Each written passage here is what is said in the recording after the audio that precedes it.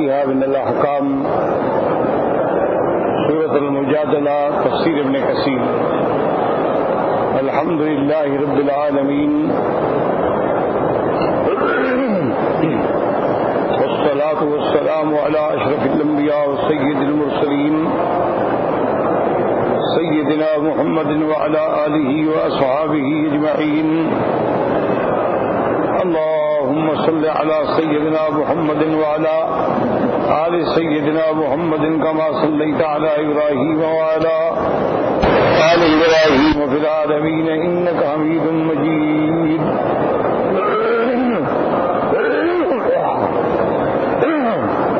أعوذ بالله من الشيطان الرجيم. بسم الله الرحمن الرحيم. قد سمع الله قول التي تجادلك في زوجها وتشتكي إلى الله والله يسمع تحاوركما إن الله سميع بصير. قال المؤلف والمفسر رحمه الله تعالى أدام النفع بعلومه وعلومكم في الدارين آمين إلى أن قال الإمام أحمد حدثنا أبو معاوية قال حدثنا الأعمش عن تميم بن سلمة عن عروة عن عائشة رضي الله تعالى عنها قالت الحمد لله الذي وسع سمعه الأصوات لقد جاءت المجادلة إلى النبي صلى الله عليه وسلم تكلمه أنا في ناحية البيت ما أسمع ما تقول فأنزل الله عز وجل قد سمع الله قول التي تجادلك في زوجها إلى آخر الآية. اب مفسر رحمۃ اللہ علیہ ان آیات کی تفسیر فرماتی ہیں.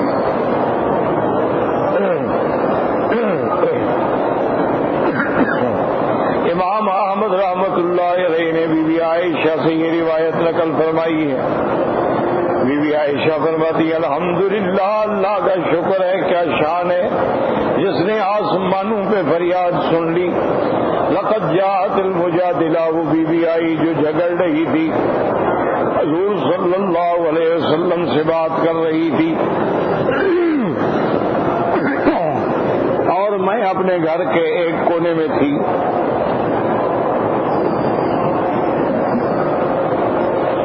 لیکن میں پوری طرح نہ سن سکی وہ کیا کہہ رہی ہے.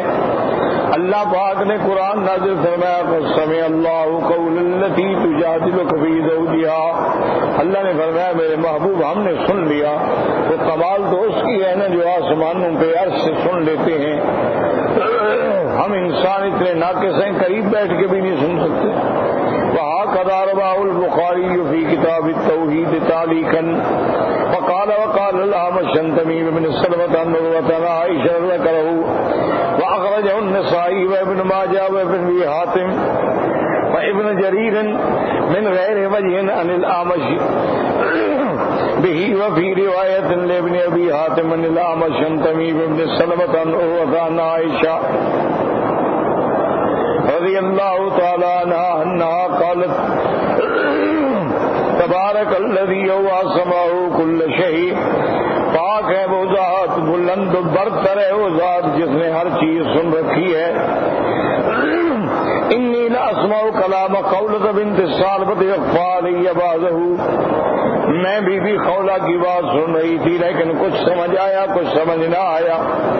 وہی تشتکی زوجہا الی رسول اللہ صلی اللہ علیہ وسلم. وہ اپنے خاوند کی شکایت عرض کر رہی تھی. وہی تقول، اور وہ کہہ رہی تھی کہ یا رسول اللہ صلی اللہ علیہ وسلم اکل مالی و افنا شبابی.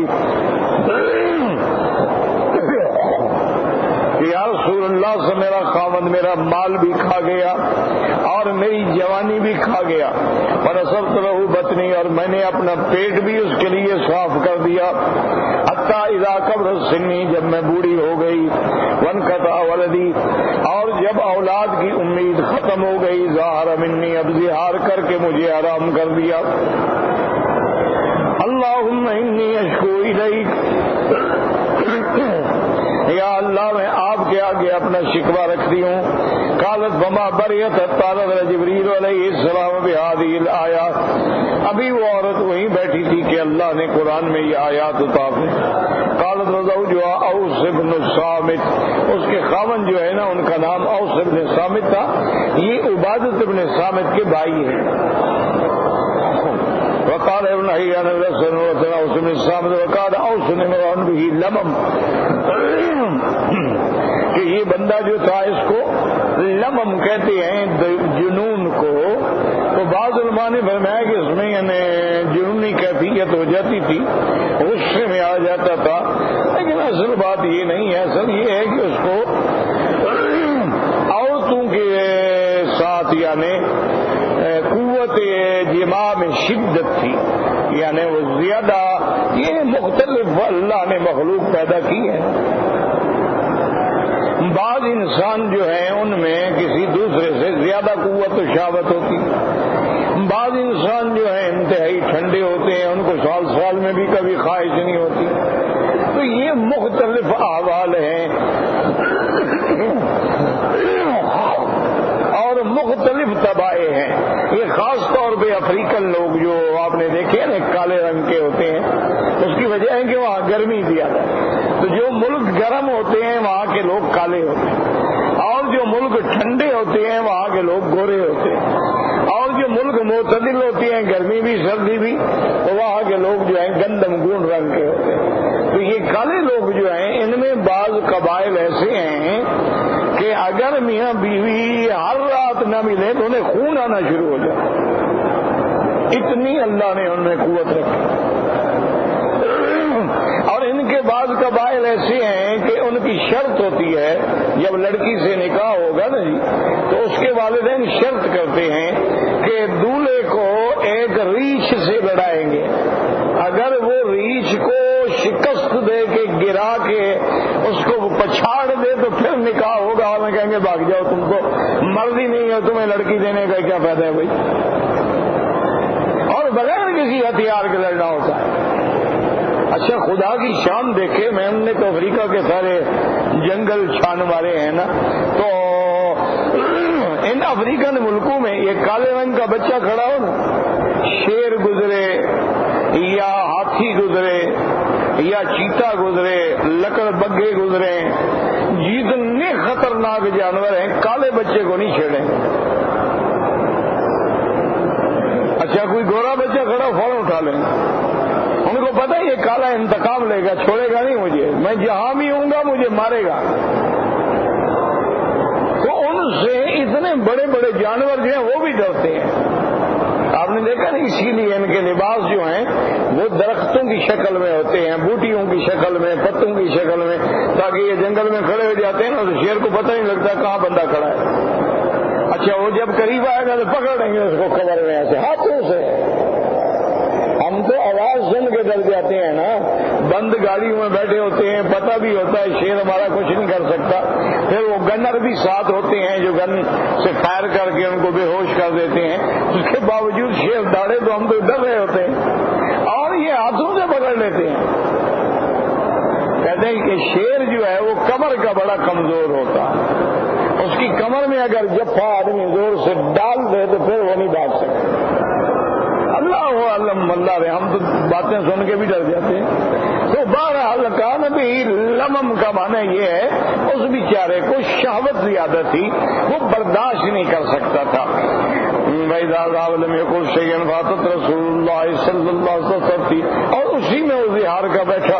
فتشتکی اللہ فانزل اللہ قسم اللہ قول التي تجادلك في زوجها وتشتكي الى الله وهكذا روى شامل النبي ان رجل كان به لمم فذكر مثله. یہ کہتے ہیں کہ جنون ہی تھا اس کو. قال ابن ابي حاتم حدثنا ابي قال حدثنا موسى بن اسماعيل ابو سلمہ قال حدثنا جرير يعني ابن حازم قال سمعت ابا يزيد يحدث قال لقيت امرأة عمر يقال لها خولة بنت ثعلبہ. انہوں نے لکھا ہے کہ ایک عورت نے حضرت عمر جا رہے تھے تو راستے میں مل گئی. وہ یسین الناس لوگ بھی جا رہے تھے. فاستوقفت, کہا ٹھہرو میری بات سنو. فوقف لها دنا منها. حضرت عمر ٹھہر گئے اور اس کے قریب ہوئے اور پوری توجہ کر دی. بابا علامن کے بھائی طاقت حاجتا انصرفت, اور اس کے بعد آپ کھڑے رہے ہو جب تک بات پوری نہ ہوئی. فقال له رجل یا امیر المؤمنین حبست رجالات قریش علی هذه الوجوه. ایک آدمی نے کہا کہ امیر المومنین آپ اتنے قریش کے لوگوں کو ایک بوڑھی عورت کے لیے روک کے کھڑے ہو گئے. آپ اس کی بات سنتے رہے اور سارے ہم انتظار میں کھڑے رہے. آپ نے فرمایا هذه خولة بنت ثعلبہ. فرمایا تمہیں پتہ ہے یہ بوڑھی کون تھی؟ یہ خولہ بنت ثعلبہ ہے. واللہ لو لم تنصرف عنی الی اللیل, اگر یہ ساری رات بھی کھڑی رہتی نا تو میں اس کی بات سنتا رہتا, میں کبھی اس سے نہ ہٹتا, اس کا کام پورا کرتا. الا ان تصلیا, ہاں نماز کا وقت ہوتا تو نماز پڑھنے کے لیے چلا جاتا, سنمار جو ہی رہا پھر لوٹ کے اسی کے پاس آتا. حتیٰ تقضی حاجتا آدھا منقطع بین ابی یزید و خطاب غیر حاضر وجہ. وقال ابن ابی حاتم منزل شاہزانہ قال حدثنا یعلا قال زکریا نابغ قال المرأة والتي جادت في زوجها خولة بنت صامت وأمها معاذة التي أنزل الله فيها ولا تكرهوا فتياتكم على البغاء إن أراد تحصنا ثواب خاطر أوصل ثابت. تو حضرت عمر کے کہنے کا مقصد یہ تھا کہ بھئی جس کی بات اللہ نے عرش پہ سن لی تو عمر کی کیا طاقت ہے کہ اس کی بات نہ سنے؟ تو وہ تو اگر ساری رات بھی کھڑی رہتی تو میں سنتا. اچھا بعض روایات میں آتا ہے کہ وہ عورت جو ہے وہ خولہ بنت صامت تھی, یہ غلط ہے. صحیح بات یہ ہے کہ خولہ امرأۃ اوس بن صامت تھی. اوس بن صامت کی بیوی تھی. اوس بن صامت جو ہیں یہ عبادۃ بن صامت کے بھائی ہیں. اللہ فرماتے ہیں الذین یظاہرون منکم من نسائہم ما هن امہاتہم ان امہاتہم الا اللہ ولدنہم وانہم لیقولون منکرا من القول وزورا وان اللہ لعفو غفور. والذین یظاہرون من نسائہم ثم یعودون لما قالوا فتحریر رقبۃ من قبل ان یتماسا ذلكم توعظون به والله بما تعملون خبير. ومن لم يجد فصيام شهرين متتابعين من قبل ان يتماسا ومن لم يستطع فإطعام 60 مسكينا ذلك تؤمنون بالله ورسوله وتلك حدود الله وللكافرين عذاب أليم.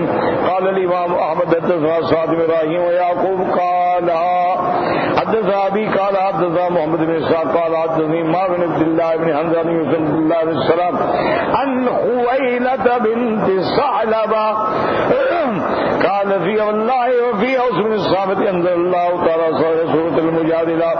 بی بی خولہ نے کہا کہ خدا کی قسم ہے سورۃ مجادلہ کی یہ آیات جو ہے میرے بارے میں اللہ نے نازل فرمائی تھی. قالت كنت عنده وكان شيخا كبيرا, کہتی ہے میں ان کی بیوی تھی اب وہ بھی بوڑھے ہو گئے تھے. قد ساء خلقه, بڑھاپے کی وجہ سے مزاج میں چڑچڑا پن آ گیا تھا. میرے پاس آئے, میں نے جواب دیا کسی بات پہ تو غصے میں آ گئے اور کہنے لگے انت علیہ قدار امی, آج کے بعد تم میرے لیے ماں کے برابر ہو. قال ثم خرج في نادي قومي ساعة ثم دخل لي وذا يدني النفسي قال قلت الله الذي نفس خويلة بيدي لا تخلص ليا. اب اس کے بعد جا کے باہر بیٹھے رہے, گھنٹے 2 گھنٹے کے بعد واپس آئے اور پھر وہ مجھے یعنی پکڑنے لگے, چاہتے تھے کہ میرے ساتھ جماع کریں. میں نے کہا خبردار مجھے ہاتھ ہی لگا رہا, تم نے مجھے حرام کر دیا. وقت کلتما کلتا حتیٰ یاکم اللہ رسول فینا بحکم ہی, جب تک اللہ کا رسول فیصلہ نہ کرے اب تم میرے قریب نہیں آ سکتے. قالت فواثبنی, کہ اس نے آ کے مجھے پکڑا. فامتنعت من بات کو بلما تو شیخ ضعیف کہتا ہے کہ اس نے مجھے پکڑا, میں نے بھی اس کو پکڑ کے گرا دیا کیونکہ اب تو وہ بوڑھا ہو گیا تھا, اب تو اس میں وہ طاقت نہیں تھی. قالت ثم خرجت الى بعض جاراتي, اس کے بعد میں بعض ہمسایہ اور عورتوں کے پاس گئی، ان سے میں نے کچھ کپڑے لیے تاکہ کپڑے پہن کے جاؤں، میرے پاس تو کپڑے بھی نہیں تھے۔ ثم خرجت من جهة رسول اللہ، مجھے صبح نے دے میں حضور کی خدمت میں آئی اور آ کے اپنی تکلیف سنائی، وذكرت ما لقيت منه وجعلت اشكو اليه ما القى من سوءه قالت فجعل رسول الله صلی اللہ علیہ وسلم يقول يا خويلة ابن عمك شيخ كبير فاتق الله فيه۔ میں نے آ کے حضور کو ساری بات سنائی کہ یا رسول اللہ ایسا کیا ہے اس نے، اب بد خلق ہو گیا ہے، بات میں جھگڑا کرتا ہے، اب تو مجھے حرام بھی کر ڈالا۔ حضور نے فرمایا خولا تمہارے چاچے کا بیٹا ہے، کچھ حرام کیا کرو، اپنے چاچے کا بیٹا ہے، بوڑھا ہو گیا، تم بھی بوڑھی ہو گئی، تو ایک دوسرے کے ساتھ شفقت کے ساتھ وقت گزارو۔ اور نے کہا رسول اللہ کیسے میں شفقت، اس نے مجھے حرام کر دیا ہے۔ قالت فواللہ ما بریت الطعنۃ ما برأت الطعن فی قرآن، بی بی فرماتی ہیں کہ میں وہاں سے ابھی نہیں ہٹی تھی، اللہ نے قرآن نازل فرما دیا۔ فتغشى رسول اللہ صلی اللہ علیہ وسلم ما كان يتغشاه، حضور پہ قرآن کا جب وحی آتی تھی نا ایسے ہوتا تھا کہ بالکل حضور پہ بوجھ آ گیا، سنت سریان ہو پھر وہ بوجھ جو ہے ہٹ گیا۔ فقال یا خویلہ قال اللہ فیک وصاب قرآن، حضور پاک نے فرمایا خویلہ تیرے اور تیرے خاوند کے بارے میں اللہ نے قرآن نازل فرمایا، قسم اللہ قول الذی جار فی زوجہا وتشتکی الی اللہ واللہ یسمع تحاورکما ان اللہ سمیع بصیر قالت فقال لی رسول اللہ صلی اللہ علیہ وسلم مریہ فلیاتک رقبۃ، حضور نے فرمایا جاؤ اپنے خاوند سے کہو ایک غلام آزاد کرے۔ قالت فقلت یا سما عنده ما یاتک، میں نے کہا حضور اس کے بعد کچھ بھی نہیں ہے، کہاں سے غلام خرید کر کے آزاد کرے گا بیچارہ؟ آپ نے فرمایا اس کو فلیصم شہرین متتابعین، اس کو کہو اچھا 2 مہینے کے روزے رکھے۔ قال فقلت واللہ انہ شیخ کبیر ما بی من صیام، تو میں نے کہا کہ یا رسول اللہ بوڑھا ہو گیا ہے، اب اس سے 2 مہینے کے روزے رکھے جاتے ہیں بیچارے سے، کہاں روزے رکھ سکتا ہے وہ؟ قال فلیۃ مسکین مسکین، آپ نے فرمایا کہ 60 سا کے قریب ایک وسق ہوتا ہے، اتنا کھجور صدقہ کریں، 60 مسکینوں کو دے دیں۔ قال اللہ سے ماذا کہندوا، میں نے کہا حضور اس کے بعد یہ کھجور بھی نہیں ہے۔ فقاسم فإنا سنعینہ بفرق من تمر، حضور نے فرمایا اچھا ہم بھی آپ کی مدد کریں گے، تو آپ نے بھی عطا فرمایا وانا سعینہ بفرق قال رسول فإذا هي فتصدق فذهبي وصدقي بها ثم تصيبي من بك خيرا قالت فبا، حضور نے فرمایا ایسا کرو کہ ایک وسق دینا ہے نا، آدھی کھجوریں تو میں تمہیں دے دیتا ہوں، میری طرف سے مدد ہے۔ اور نے کہا چلو یا رسول اللہ آدھی کھجوریں میں شوہر کو دے دوں گی اپنی طرف سے، تو اس نے کہا جاؤ دے دو، خیرات کرو اور تم ان کے لیے حلال۔ روا ابو داؤد في كتاب الطلاق وسلم طريق ان محمد بن صالح بن سالم عنده خالد بن صالح قال خولة بنت مالك بن ثعلبة وقد تصغر فيقال خويلة، خويلة بھی نام ایک ہے، کسی نے تصغیر اس کے ساتھ کہا اور کسی نے پورا نام لیا۔ فلا منافات بین حضرت قال الامر فيها قريب الله اعلم، هذا هو الصحيح في سبب نزول السورة۔ فاما حديث سلمة بن صخر ليس فيه انه كان سبب النزول کے امر معذہ فی هذه الصورة من کے سیاستام، کہتے ہیں کہ اصل اسباب نزول اس آیت کے یہی ہیں، باقی سلمة بن صخر کے بارے میں یہ آیا ہے کہ یہ احکام ہے، لیکن وہاں سبب نزول کا ذکر نہیں ہے۔ کما قال امام محمد بن یزید نے قال اخبرنا مصعب بن سعد محمد بن عمرو بن عن سليمان الانصاري قال كنت امرا قد اوتيت من جماع النساء ما لم يؤت غيري، اس میں ہے کہ سلمة بن صخر فرماتے ہیں کہ میں ایک ایسا مرد تھا اللہ نے مجھے جتنی قوت دی تھی نا وہ اور مردوں میں نہیں تھی۔ فلما دخل دخل رمضان تظاهرت من امرأتي حتى ينسلخ رمضان فرقا من ان اصيب في ليلتي شيئا. کہتی ہیں کہ جب رمضان کا مہینہ آیا نا تو میں نے اظہار کر لیا کہ تم میرے لیے ماں کے برابر ہو، تاکہ میں رمضان کے مہینے میں اس کے قریب ہی نہ جاؤں. جب میں نے حرام کر دیا ہے تو کیسے جاؤں گا قریب؟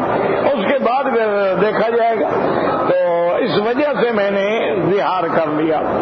اب اس کے بعد جناب فرماتی ہیں کہ میں تب ویزا کرائے سے نہار حلال گرنزاب فی ببئی ماہی اتخذم تکشف علی من عاشر وصبت علیہ ولباس بعد غلط لا قومی وحدتم خبری وقلت انتلقوا معی النبی ذا خبره بحملی وقال اللہ واللہ نفرنا تخفین فینا او یقول فینا ثم قال دیب کرنا آرہا ولیکن اذهب انت فسنا ما بدالت.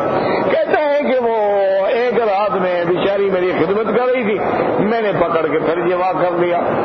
اب جناب میں بڑا دل میں شرمندہ کہ زہار بھی کر لیا، رمضان میں جمع بھی کر لیا. تو میں اپنی قوم کے پاس آیا، میں نے کہا بھی چلے حضور کی خدمت میں غلطی تو ہو گئی لیکن کیا کریں ہم. انہوں نے کہا جاؤ ہم نہیں چاہتے تمہارے ساتھ، تم نے کام ہی ایسا کیا. ادھر آپ بیوی کو حرام کرتے ہو، زہار کرتے ہو، ادھر بیوی کو رمضان کے مہینے میں جمع بھی کرتے ہو، پھر کہتے ہو ہمارے ساتھ چلو ہم نہیں جاتے، تم جانے تمہارا کام جانا. پتہ نہیں کہ اللہ تبارک و تعالیٰ تیرے حق میں کیا نازل کرتے ہیں. کوئی ایسی بات حضور نے فرما دی کہ قیامت تک ہمارے قبیلے پہ آر رہے گی، ہم تو تمہارے ساتھ نہیں جاتے.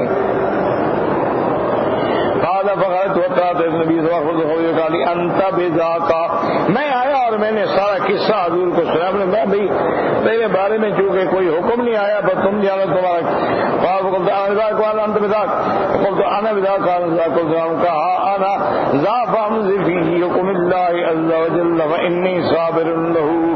میں نے کہا حضور جو بھی اللہ کا حکم ہے نا میرے بات نافذ کریں، میں اللہ کے حکم پر اطاعت کرنے والا ہوں. حضور نے فرمایا اچھا ایک غلام آزاد کرو. قال فضربت صفحة ركبتي بيدي. میں نے کہا حضور یہ میری گردن تو ہے اور غلام سلام تو کوئی نہیں ہے، میری گردن کاٹنی ہے تو حاضر ہے. اس کے بعد خدرہ وزی باس بات وغیرہ قرص شہرین متتابعین. حضور نے فرمایا اچھا ایسا کرو کہ 2 مہینے کے روزے رکھو متواتر.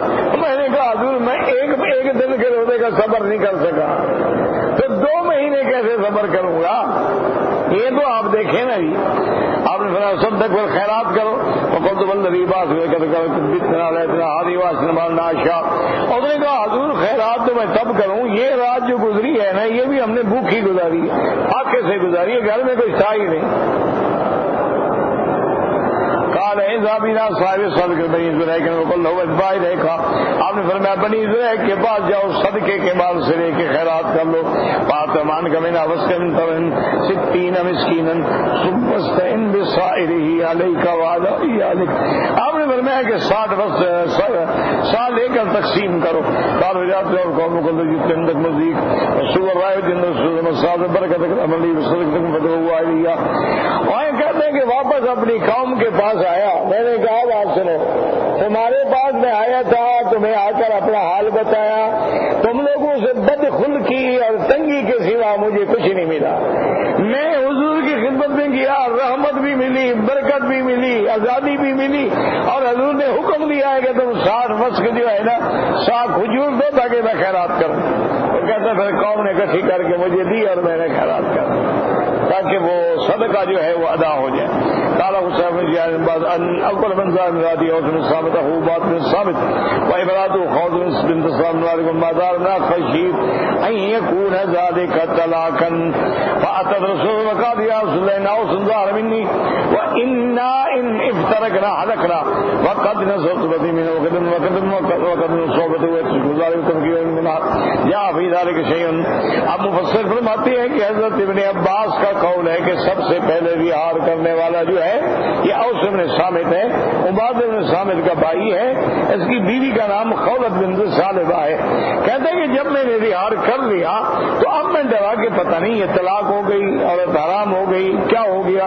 کہہ تو بیٹھا میں میں حضور پاک کی خدمت میں آیا اور اس کے بعد کہتے کہ حضور نے حضور سے عرض کیا کہ اوسن ظاہر منی، بی بی نے آ کے عرض کیا کہ یا رسول اللہ میرے خامد نے زہار کیا ہے، اگر ہم جدا ہو گئے تو ہلاک ہو جائیں گے، بچے بھی رل جائیں گے، اور اب تو میں بوڑھی ہو گئی اور میری صحبت جو ہے اب یا رسول اللہ میں اولاد قابل پیدا کرنے کے قابل بھی نہ رہی، اور سب کی وہ رو رہی تھی اور فریاد کر رہی تھی اور اللہ نے وحی اتار دی، قسم اللہ قول لطیف دیا تشتکی اللہ الا قول رسول اللہ دکھا۔ اب فرمایا کیا ایک غلام آزاد کر سکتے؟ انہوں نے کہا بالکل نہیں کر سکتے۔ قال لا والله یا رسول اللہ باغ سے قال جمع حضور پاک نے مال جمع کر کے دیا، رواہ واللہ اعلم فقوله تبارک وتعالی الذین یظاہرون من نسائهم، اصل الظہار مشتق من الظہر، لفظ ظہار جو ہے یہ پشت سے ہے، وذالک ان الجاہلیۃ کا ظہار آدم راضی قال انت ظہار امی، زمانہ جاہلیت میں جب کوئی ظہار کرتا تھا تو یہ کہتا تھا تم میرے لیے ایسے ہو جیسے میری ماں کی پشت ہے۔ ثم فی الشرع کان ظہار فی سائر الاعضاء قیاسا ظہر وکان ظہار عند الجاہ طلاقا بارک صلی اللہ علیہ وسلم وجعل فيه كفارة ولم يجعله طلاقا كما كانوا يعتمدونه بجاهليتهم وهكذا قال غير واحد من السلف والله أعلم۔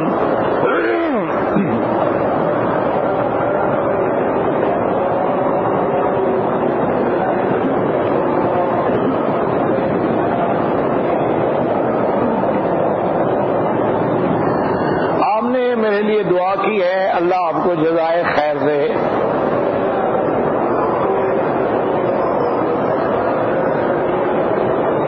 کہتے ہیں جی کہ ایسی کون سی غلطی ازواج مطہرات سے ہوئی تھی کہ حضور پاک کو طلاق دینے کی نوبت آئی؟ پہلی بات تو یاد رکھو حضور نے طلاق دی ہی نہیں تو نوبت کیسے آئی؟ حضور پاک نے اپنی بیویوں کو طلاق دی ہی نہیں، تو حضرت عمر نے جا کے پوچھا حال طلق تھا، فرمایا واللہ ما طلق، نہیں طلاق نہیں دی ہے، تو بات ہی ختم ہو گئی۔ اور بات یہ ہے کہ یہ جو الہ ہے یہ قرآن میں آیت تخیر موجود ہے۔ اصل میں جب فتوحات ہوئی، مال غنیمت آیا، تو حضور صلی اللہ علیہ وسلم ایک سال کا خرچ جو ہے وہ ہر بیوی کو اکٹھا دے دیتے تھے،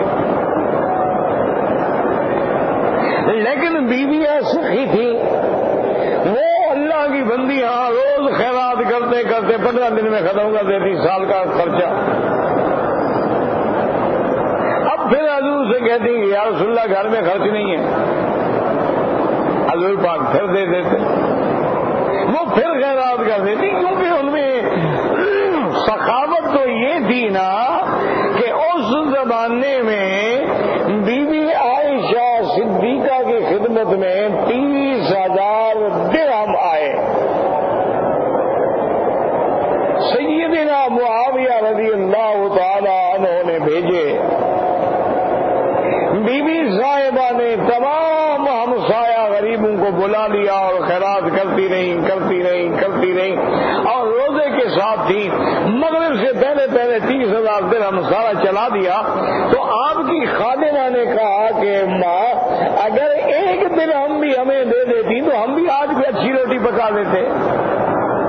اور نے کہا تم نے یاد نہیں کیا؟ مجھے تو خیال ہی نہیں آیا، خود پانی سے روزہ افطار کیا، 30,000 درہم خیرات کر دی۔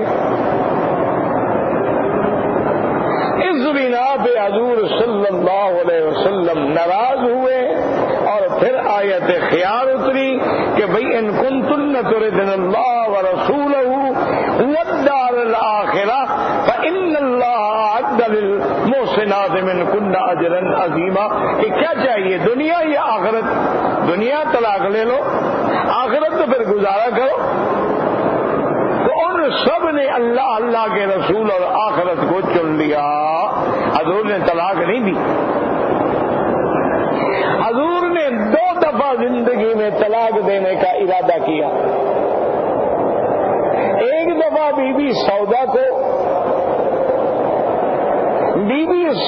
جو ہے یہ بی بی خدیجہ کے بعد حضور کی بیوی بنی ہے.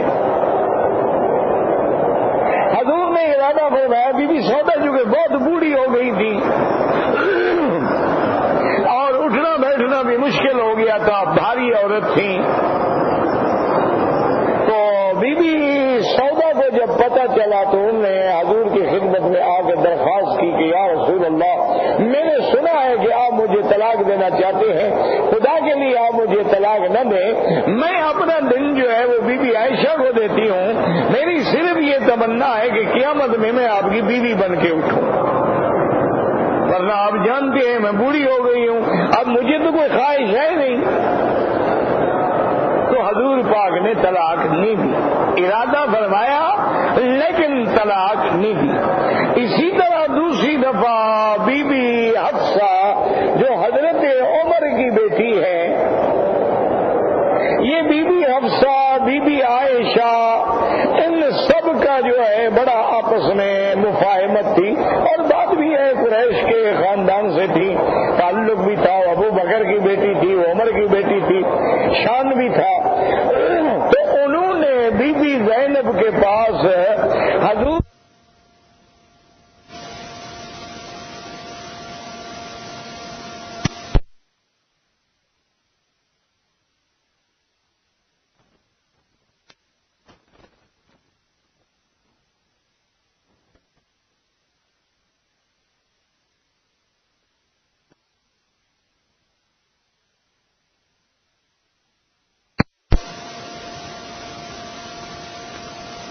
دیر ہو گئی تو ایک کہانی بنائی جس پہ حضور ناراض ہو گئے اور حضور نے قسم کھا لی کہ میں آج کے بعد شاد کی شربت نہیں پیوں گا. ان کا مقصد یہ تھا کہ حضور بی بی زینب کے گھر میں زیادہ دیر کیوں لگاتے ہیں، وہ حضور کے لیے شربت بناتی ہے، حضور بیٹھ جاتے، بیوی ہے، لیکن ان سے تو برداشت نہیں ہوتا تھا نا کہ پھرا کے رسول ہو. اب حضور نے قسم کھا لی کہ میں نے حرام کر دی ہے اور کہا کسی کو بتانا نہیں. تو بی بی حفصہ نے بی بی عائشہ کو بتا دیا کہ ہم نے جو ارادہ کیا تھا وہ کام بن گیا، اب حضور نے شربت بھی نہیں چھوڑ دیا ہے، آئندہ بی بی زینب کے گھر میں نہ شربت پیئیں گے نہ زیادہ دیر لگائیں گے. تو اللہ نے قرآن نازل کیا یا ایھا النبی لم تحرم ما احل اللہ، اے اللہ کے پیغمبر آپ کون ہیں کہ میرے حلال کو حرام کر دیں؟ حلال حرام میرے اختیار میں ہے. اللہ کی طرف سے تنبیہ آ گئی تو اب حضور غصے میں آئے اور آپ نے بی بی حفصہ کو طلاق دے دی. طلقها رسول اللہ تطلیقۃ واحدۃ، ایک طلاق حضور نے دے دی. اور شان دیکھیں بی بی حفصہ کا، بی بی حفصہ گھر میں بیٹھی رو رہی ہے کہ افسوس ہے ہم نے تو محبت میں ایک کہانی بنائی تھی لیکن انجام یہ ہوا کہ مجھے طلاق ہو گئی. اللہ نے جبریل بھیجا حضور کے پاس کہ ان ربک یقرئک السلام فقال راجعها، اللہ نے سلام بھیجا ہے اور اللہ نے حکم دیا ہے کہ بی بی کے ساتھ، بی بی حفصہ کے ساتھ رجوع کرو. انہا صوامۃ قوامۃ، وہ بی بی بڑی روزے رکھنے والی ہے، ساری ساری رات جاگ کے میری عبادت کرنے والی ہے، فوراً رجوع کرو اور بی بی کو گھر لے آؤ. تو یہ شان والی بیویاں تھیں جن کے لیے حکم آسمانوں سے آتے تھے. اس کے علاوہ اور کوئی واقعہ نہیں ہے کہ حضور نے طلاق دی ہو.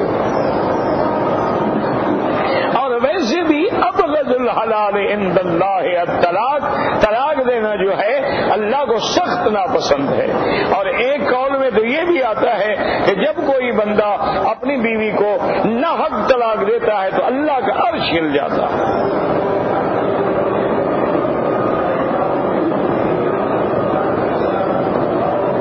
حضور پاک نے خطبہ حجۃ الوداع جو ہے، جہاں جبل رحمت ہے اس کے دامن میں کالے کالے پتھر پڑے ہیں، اسی جگہ حضور نے اونٹنی پہ بیٹھ کے خطبہ دیا تھا.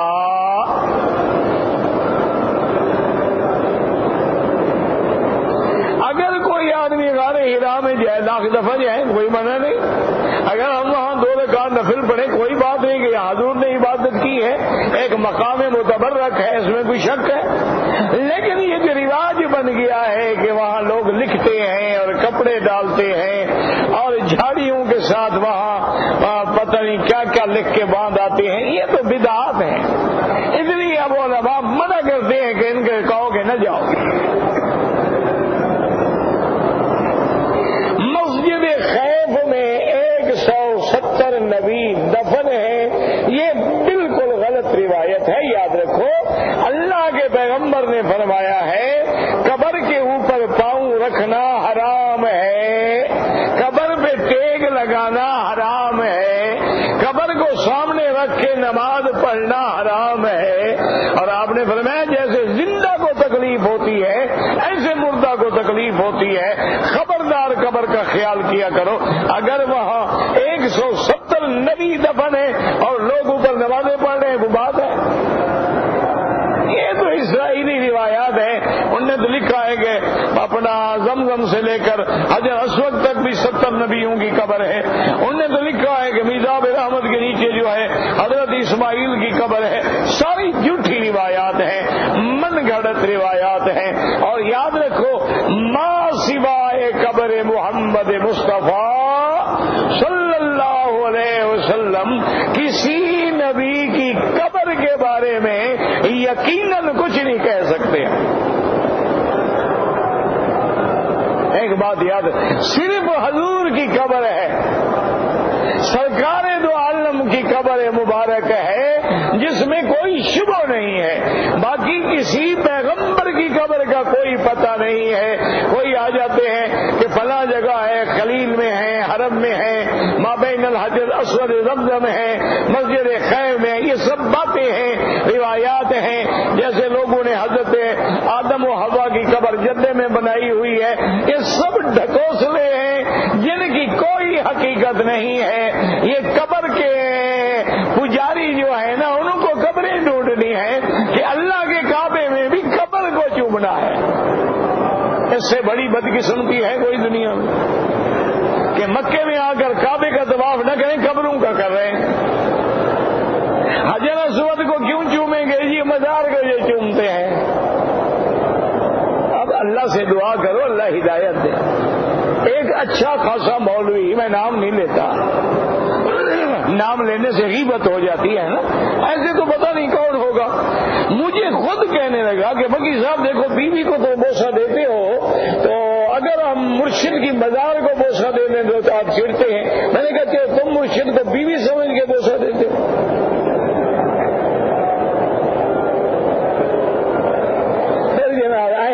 میں نے کہا آئے کیا مانا, عقل کرو. میں نے کہا مولوی ہو تم, بیوی کو بوسہ دینے کا حکم اللہ نے دیا ہے. ہن لباس لکم وانتم لباس لہن ومن آیاتہ ان جعل لکم من انفسکم ازواجا لتسکنوا الیہا وجعل بینکم مودۃ ورحمۃ. اللہ نے ہمیں قرآن میں حکم دیا فاتوا حرثکم انا شئتم.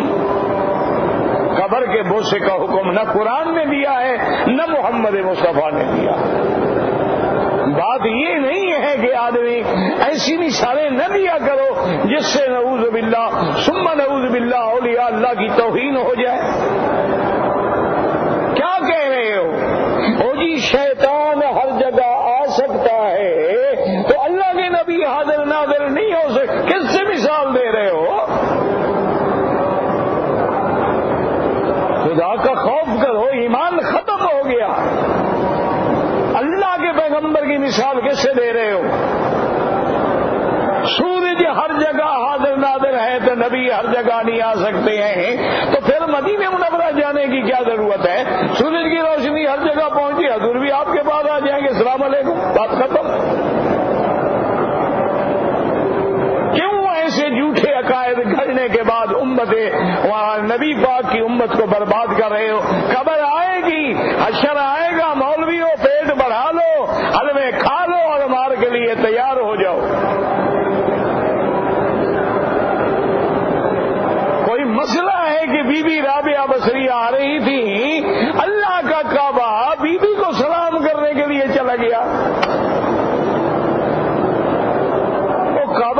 گیا جو یہاں عمرہ کر رہے تھے ان کے عمرے تو برباد ہو گئے، کعبہ تو گیا بی بی رابعہ کے پاس.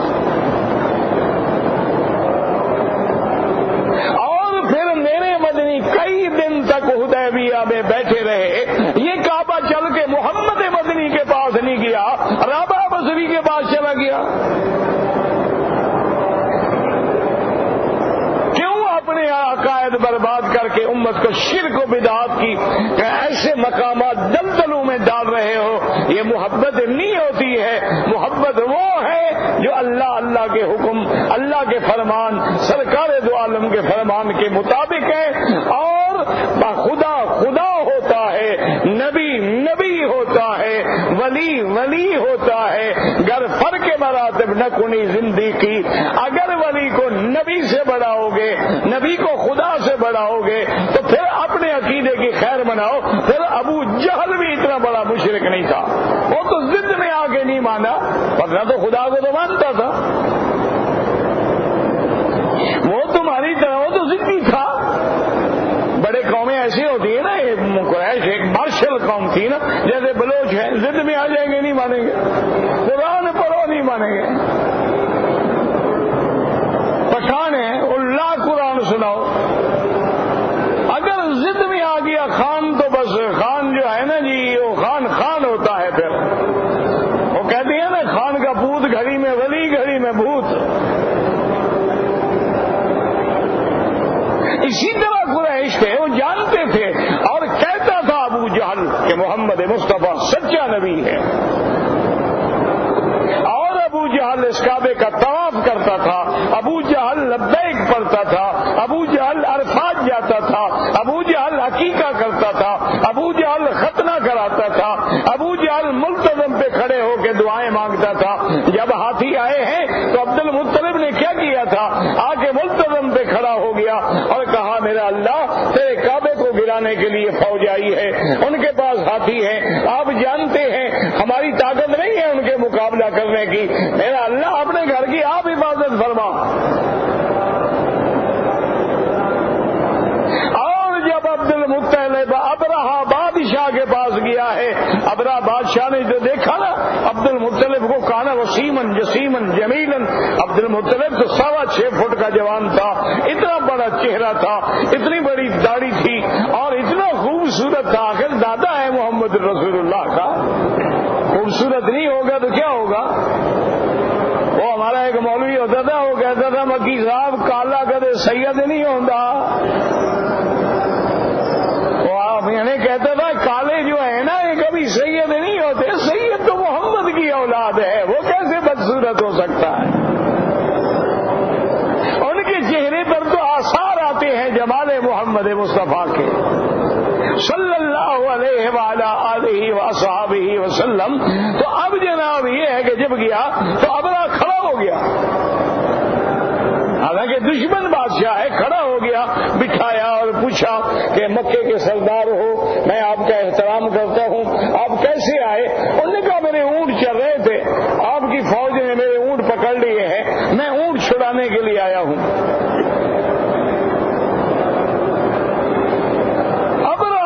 پڑا. عبد المطلب نے کہا کیا بات ہے؟ انہوں نے کہا میں نے سمجھا تھا اتنا بڑا آدمی ہے، کیا چھوٹی بات کر رہے ہو، اونٹ چھڑانے کے لیے آئے ہو؟ میں نے سمجھا تم کعبہ چھڑانے کے لیے آئے ہو. عبد المطلب غصے میں آ کے کھڑے ہو گئے اور انا رب الابل ولہذا البیت رب سیامی. میں اونٹوں کا سردار تھا، میں اونٹ چھڑانے آیا ہوں، اس گھر کا بھی ایک سردار ہے جو اس کو خود چھڑائے گا. اور یار یہ عقیدت تو تمہارے مسلمانوں کے بھی نہیں ہے. تم تو کہتے ہو بغیر دابے بلا افتاد کشتی مدد کن یا معین الدین چشتی. یہ تو ابو جہل بھی نہیں کہتا تھا. یہ تو تم جناب کہتے یا شیخ عبد القادر جیلانی شیئن للہ شیئن للہ شیئن للہ. اگر عبد القادر سے ہی مانگ رہا ہے پھر توحید کہاں گئی؟ ادعونی استجب لکم کہاں گیا؟ عبد القادر تو اس کا بندہ ہے اور تم عبد القادر سے مانگ رہے ہو. کیا ہے کس کس بات کو روئیں اور کیا کیا ماتم کریں؟ بس اللہ ہدایت دے.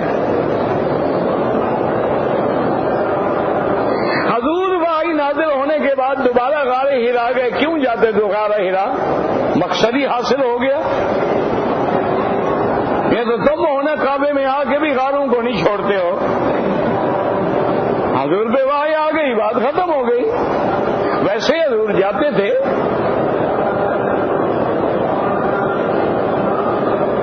کہتے جی کہ بیوی ہے تو اس کا جو بہنوئی ہے وہ محرم بن سکتا ہے نہیں بن سکتا ہے. وہ تو محرم نہیں سب سے بڑا مجرم ہوتا ہے. حضور سے کسی نے پوچھا تھا کہ یا رسول اللہ دیور جو ہے آخر کیا کہا؟ آپ نے فرمایا الحمب والموت. آپ نے فرمایا کہ وہ دیور تو موت ہوتا ہے. کیوں؟ گھر میں آئے گا کوئی دیکھے گا بھی نہیں اعتراض بھی نہیں کرے گا نا. انجام کیا ہے؟ زنا ہوگا سزا موت ملے گی. وہ تو موت ہے.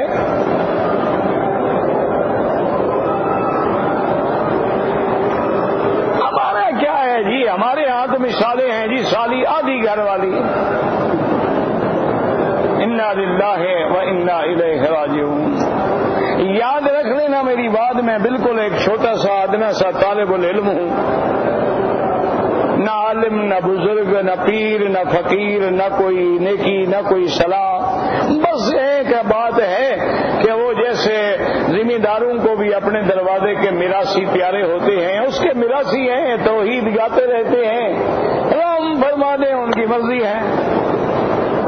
یاد رکھیں کہ اگر عمرے پہ آنے والوں یا حج پہ آنے والوں غیر محرم عورتوں کے ساتھ ایک کمرے میں رہتے ہو کچے کھانے کھاتے ہو حج بھی برباد عمرہ بھی برباد. باقی تمہاری مرضی ہے. نہ تم نے پہلے مولوی کی مانی ہے نہ اب مانو گے.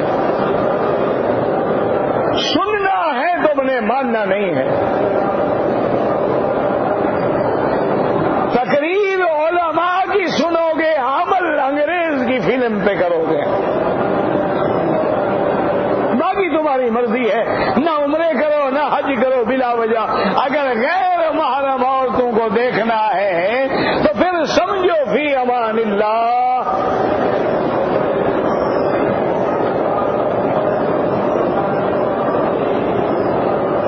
میں عمرہ کرنا چاہتا ہوں. بی بی عائشہ بالکل کریں. احرام چادریں ہوٹل سے باندھیں کہیں سے باندھیں. اصل تو نیت ہے عمرے کا. کپڑے کا نام تو احرام نہیں. جب تک نیت نہیں کرو گے دو چادریں باندھ کے ساری زندگی پھرتے رہو. مسافر اگر راستے میں نماز پوری نہیں پڑھیں گے قصر پڑھیں گے یعنی 4 رکعت نماز والی 2 رکعت سنت نفل معاف ہے. وتر معاف نہیں کہ وتر واجب ہے. اور پڑھنا چاہو سنت نفل پڑھتے رہو کوئی منع بھی نہیں. اللہ نے معاف کیا ہے. منافق لوگوں کی پہچان یہ ہے اذا حدث کذب جب بات کرے جھوٹی کرے. اذا وعد اخلف وعدہ کرے جھوٹا کرے. اذا اؤتمن خانا جب اس کے پاس کوئی امانت رکھو خیانت کرے. سمجھو یہ منافق ہے.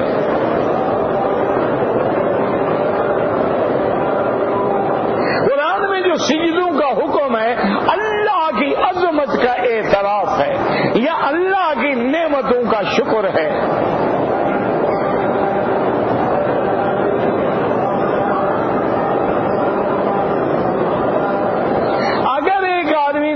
کیا ہے دوسرے دن بھی انہی چادروں میں پھر عمرہ کیا کوئی بات نہیں. کوئی عمرے کرنے سے چادریں پلید تو نہیں ہو جاتی نا.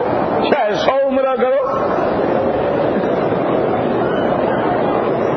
کوئی فوت ہو گئے ان کے لیے بالکل عمرہ کرو. ثواب بھیجو اللہ دیں گے ثواب. سرکار دو عالم کی نماز جنازہ کی نماز اس کے لیے پڑھی جاتی ہے تاکہ اگر گناہ ہے تو اللہ معاف کر دے. تو حضور کو آپ گناہگار سمجھتے ہیں؟ سرکار دو عالم تو معصوم ہیں. صحابہ کمرے میں جاتے تھے صرف درود شریف پڑھ کے باہر آ جاتے تھے. ان کے لیے کہ یا اللہ ہمارے نبی کو بخش دے. عجیب بات ہے. شیعہ کو موقع مل گیا جی حضور کا جنازہ نہیں پڑھا تو حضرت علی کہاں گئے تھے مشکل کشا. مولا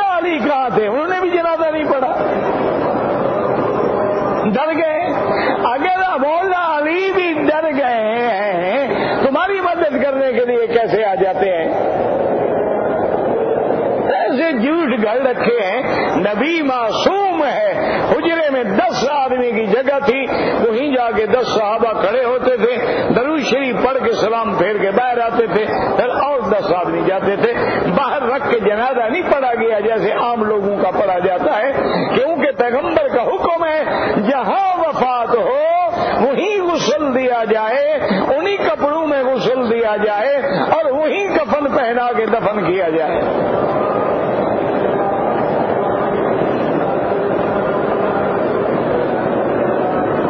حضور پاک کی عمر مبارک جو ہے 63 سال تھی. بعض روایات میں 65 سال ہے اور بعض میں 63 سال ہے. دونوں روایتیں ٹھیک ہیں, کیونکہ ربیع الاول میں پیدا ہوئے, ربیع الاول میں فوت ہوئے. تو بعض لوگوں نے یہ سال گنے ہی نہیں, پورا نہیں ہے نا سال, انہوں نے کہا 63 سال ہے, اور بعد میں پورا سال گن لیا تو 65 سال ہو گئی.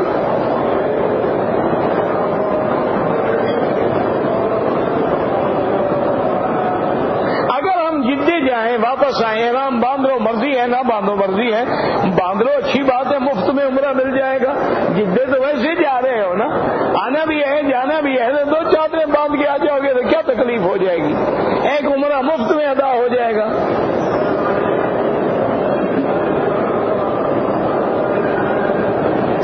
ایک آدمی آئے تھے انڈیا سے حج کرنے کے لیے, انہوں نے عرفات بھی گئے, مزدلفہ بھی گئے, شیطان کو بھی مارا, قربانی بھی کی, احرام کھول دیا, طواف زیارت نہیں کیا.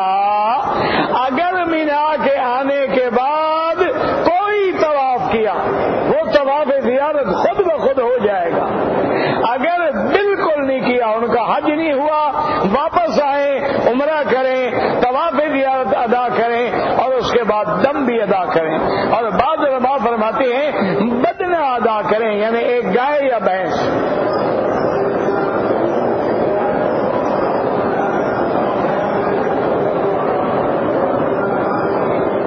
داڑھی پکڑنے سے بال ٹوٹ جائے کچھ بھی نہیں ہوتا. میں مدینہ سے مکہ آتے ہوئے احرام مدینے میں باندھ لیا ہے, اب حیض سے پاک ہو کر مسجد عائشہ کیوں جاؤ گی؟ احرام باندھ کے آ چکی ہو تم نے نیت کر لی ہے, غسل کرو, عمرہ کرو.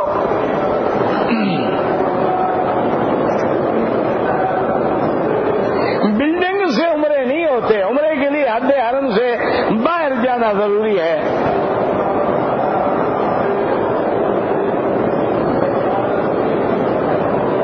میں نے عمرہ کیا, احرام اتار کے دیکھا اس کو گندگی لگی ہوئی تھی.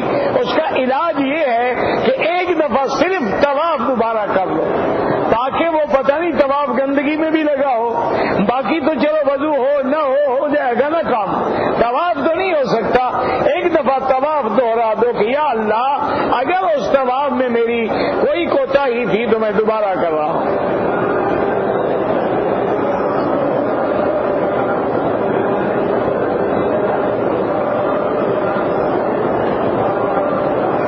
دکان بھی کھولو, یہ کوئی نیکی نہیں ہے کہ کاروبار کھول کے بیٹھ جاؤ اور تو بس یہ اللہ کا کام کرنا ہے. اللہ نے کہا کام کرو, فابتغوا من فضل اللہ. اللہ نے فرمایا جمعہ پڑھنے آؤ, نماز سے فارغ ہو جاؤ, اللہ کا رزق کماؤ.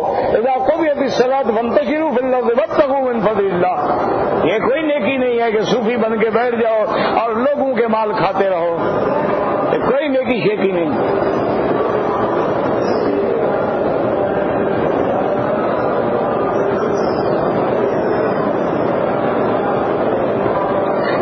مکے میں دین پھیلا تو انہوں نے محنت کی تو تمہارے پاس دین آیا, محنت نہ کرتے دین کہاں آتا.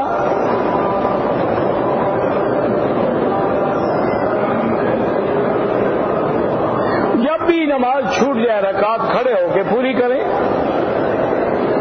مجھے لگتا ہے عمرے میں غلط ہے کہ ایسے وہم نہ کرتے رہو, زندہ کے لیے دعا کرو. خانہ کعبہ میں امام کے ساتھ مقتدی آواز کیوں لگاتے ہیں مجھے نہیں پتا. آواز کون لگاتے ہیں, یعنی مکبر وہ تو ہے نا, کبھی اگر سپیکر فیل ہو جائے تو لاکھوں لوگوں کی نماز تو خراب نہ ہو نا.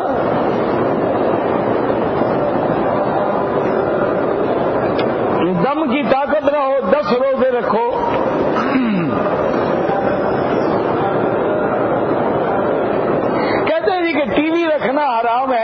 دیکھنے سے کچھ نہیں ہوتا. بات یہ ہے کہ اس میں حرام نہ دیکھو، قرآن دیکھو، قرآن سنو، علماء کے درس سنو، تقاریر سنو، کعبہ دیکھو، لیکن حرام چیزیں نہ دیکھو. بعض لوگ کہتے ہیں کہ مرد عورت کی نماز میں کوئی فرق نہیں، اللہ ہدایت دے. ان کے نزدیک شاید مرد اور عورت میں ہی کوئی فرق نہ ہو سکتا ہے، ورنہ کتنا بڑا فرق ہے. مرد امام بنتا ہے، عورت امام بنتی ہے. مرد کے لیے اول صف افضل ہے یا آخر؟ عورت کے لیے آخر ہے. مرد اگر امام غلطی کرے بول کے بتائے گا، عورت آواز دے گی. فرق ہے کہ نہیں ہے؟ کیسے فرق نہیں ہے؟ عورت برقع پہن کے آئے گی، مرد بغیر برقعے کے نماز پہ آئے گا. فرق ہے کہ نہیں ہے؟ کیا بات ہے کہ فرق نہیں ہے؟ اور اسی طرح سجدے میں بھی عورت اپنے دونوں لاتیں جو ہیں دائیں طرف نکال لے، اور جتنا زمین کے قریب ہوگی، جتنا سطر ہوگا، اتنا اجر زیادہ ہوگا.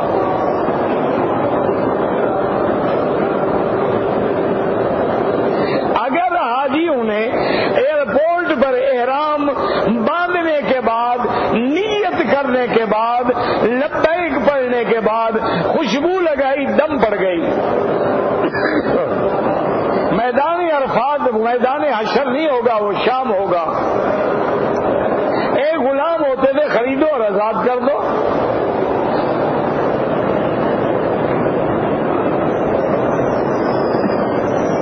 اگر کمپنی میں کام کرتا ہے، کمپنی اجازت نہ دے، حج ہو جائے گا. حج تو ہو جائے گا، اپنے وقت میں کرو، ان کے وقت میں نہ کرو.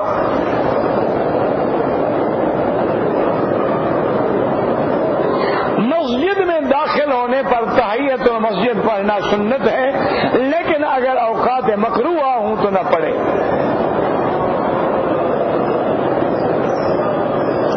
زندہ لوگوں کا واسطہ بنانا، ان سے کہو میرے لیے دعا کرو جب زندہ آپ کے سامنے ہو.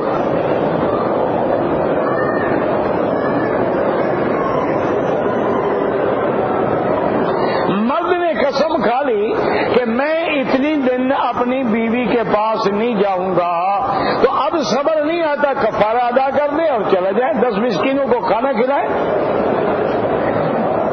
ورنہ قسم پوری کرے.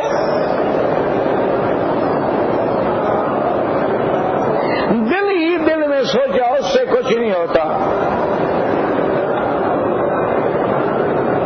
عورتیں سونے چاندی کے علاوہ نقلی زیورات پہنے، اگر وہ نقلی پہ راضی ہے تو اچھا ہے، جان چھوٹے. بھئی آج کل ساری دنیا نقلی پہنتی ہے، آرٹیفیشل جیولری چلتی ہے، اصلی کون پہنتا ہے؟ اصلی پہن کے نکلے پھر بیوی واپس بھی آئے گی. خود تو زیور بھی گیا، بیوی بھی گئی. اس لیے ہر آدمی نقلی پہنتا ہے، کیا کرے؟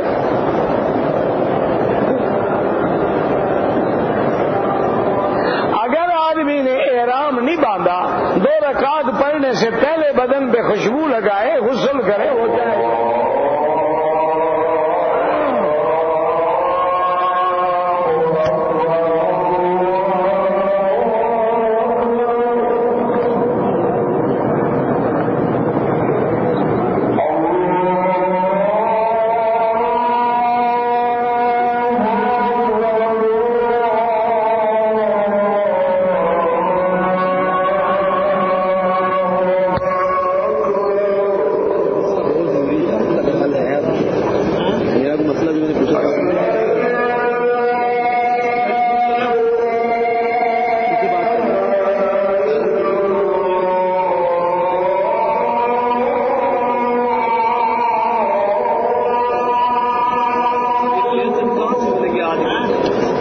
کل ملے گا.